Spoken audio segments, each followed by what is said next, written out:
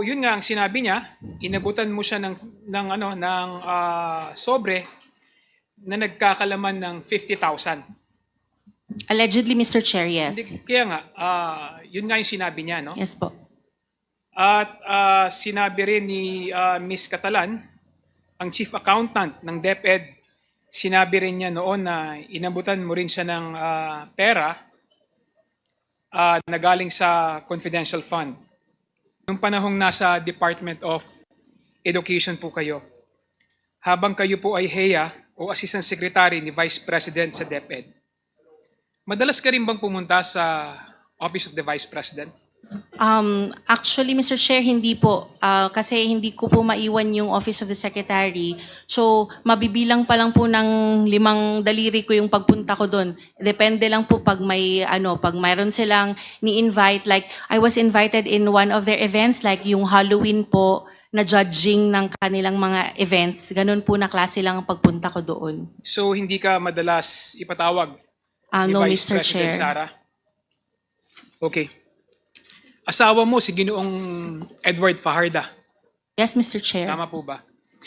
Si Edward ba ay nagtatrabaho rin sa ilalim ni VP Sara noong mayor pa siya ng Davao? No, Mr. Chair, he wasn't. Okay. Si Edward, siya yung na-appoint, di ba, na bilang Special Disbursing Officer sa DepEd, tama? Yes, Mr. Chair. Sabay kayo ni Edward na nagtrabaho sa Department of Education? Nauna rin lang po ako ng 1 month, Mr. Chair. He started with the Department of Education in August 1. I started July 1, 2022 po.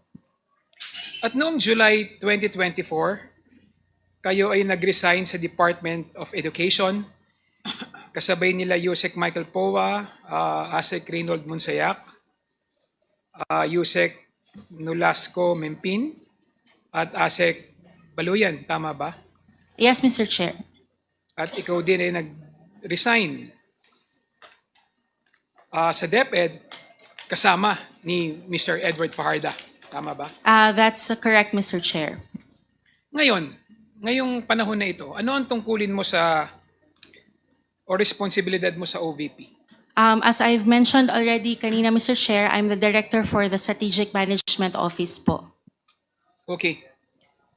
Kung maaalala ho natin, no, noong nakaraang hearing,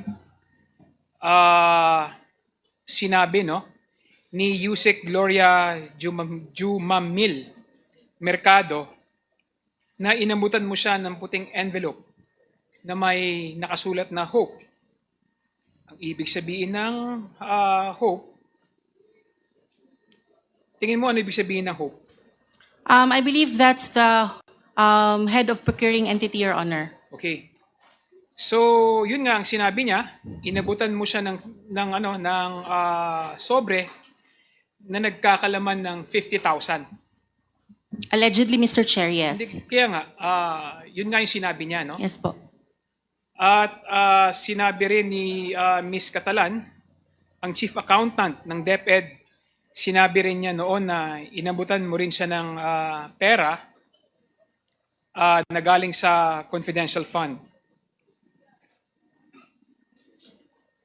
Ms. Shine, matagal na kayong nagtatrabaho kay VP Sara. Masasabi mo ba na loyal ka sa kanya? I am loyal, Mr. Chair, to anybody whom I'm working for because that's part of my job po as an employee. Siyempre, no? Siguro naman, dahil sa sobrang tagal nyo na magkakilala ni Vice President Sara Duterte, hinire ka niya sa Davao, tapos dinala ka niya o nag-apply ka at tinanggap ka niya sa Department of Education, at nung nag-resign ka, nag-apply ka rin sa Office of the Vice President, at ikaw tinanggap niya, masasabi natin na talagang loyal ka, no? Kay Vice President Sara. Yes, Mr. Chair. At dahil sa matagal na kayong nagtatrabaho kay VP Sara, no? Naging heya ka niya sa Department of Education. Ano ang kadalasang trabaho na pinapagawa niya sa'yo? As head executive assistant, Mr. Chair, it's actually similar to my role as ASEC. Mas nadagdagan lang po yung ASEC. It's still administration po, general administration of the Office of the Secretary proper, supervision of the people inside the Office of the Secretary proper, assisting her during the field visitations, helping her with meetings and technical na requirements. And there was also a time when I was helping her or drafting department orders on behalf of the Office of the Secretary. Talagang napakadami mong ginagawa sa kanya. At talagang masasabi natin dahil sa sobrang dami ng iyong obligasyon sa iyong trabaho sa kanya, talagang masasabi natin na pinagkakatiwalaan ka niya. Tama ba? I believe so, Mr. Chair. Nung naging HEA at Assistant Secretary ka ng DepEd, kilala nyo si Yusek Gloria Mercado, tama ba? Yes, Mr. Chair. Si Director Resty Osayas, Yes, Mr. Chair. si Miss Runa Catalan. Yes, Mr. Chair. Okay.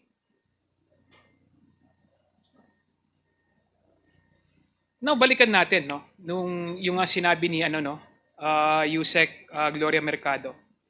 Sinabi nila no nakaraang hearing, isiniwalat nila sa komiting ito na inabutan mo daw sila ng puting envelope na naglalaman ng malaking pera. So dahil hindi ka nagpakita sa mga panahong ito, hindi ka nabigyan ng pagkakataon para sagutin yung mga akusasyong ito. Totoo ba na inabutan mo sila ng sobre o nagsisinungaling silang tatlo? Respectfully, Mr. Chair, I would not want to answer that question. May I explain if I be allowed? In the Go ahead. previous hearings, Mr. Chair, there have been those allegations which insinuated that I committed these illegal acts. There were actually some crimes that were mentioned. And as such, if I'm going to answer those allegations, Mr. Chair, respectfully, I would want to answer them in a proper forum wherein I will be able to present my defenses based on the completeness of the said allegations, Mr. Chair. Hindi, tinatanong lang naman kita kung meron kang inabot o wala. It is answerable by yes or no. Kung wala, sabihin mo wala. Kung meron, sabihin mo meron. I will not answer, Mr. Chair, respectfully po. I already stated my reason for such. So you are invoking your right for self-incrimination. I will not answering, Mr. Chair, as I've already informed you of the reason for such. Okay. Sige, interject ka. If you want. Mr. Chair. Please proceed. Mr. Chair, I hope you understand po, with the respectfully through the chairman, Attorney Fajarda, we have rules po kasi in the committee, and refusal to answer is a ground for contempt. We would much prefer if you would choose to invoke your right, please do so. Do not say that you are refusing to answer. If you are very welcome to invoke your right, but we need to hear it from you po. I stand by my answer in the previous answer that I've given to Honorable Kongkun, Mr. Chair. That you refuse to answer. Yes, Mr. Chair, because I will only answer in a proper forum where I will be able to present my defenses po. You refuse to answer, yet you do not invoke the right.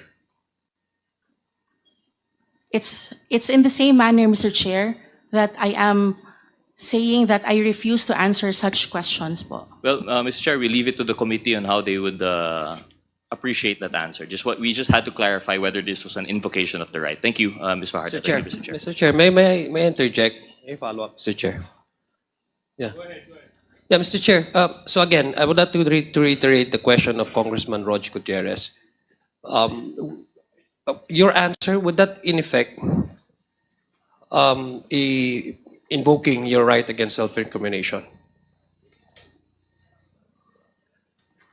Yes, Mr. Chair. Okay. Yeah. Because you've mentioned about the proper forum, so I would presume that the proper forum is the court. Okay. Thank you, Mr. Chair. So you are invoking your right against self-incrimination. Yes, Mr. Chair. Okay.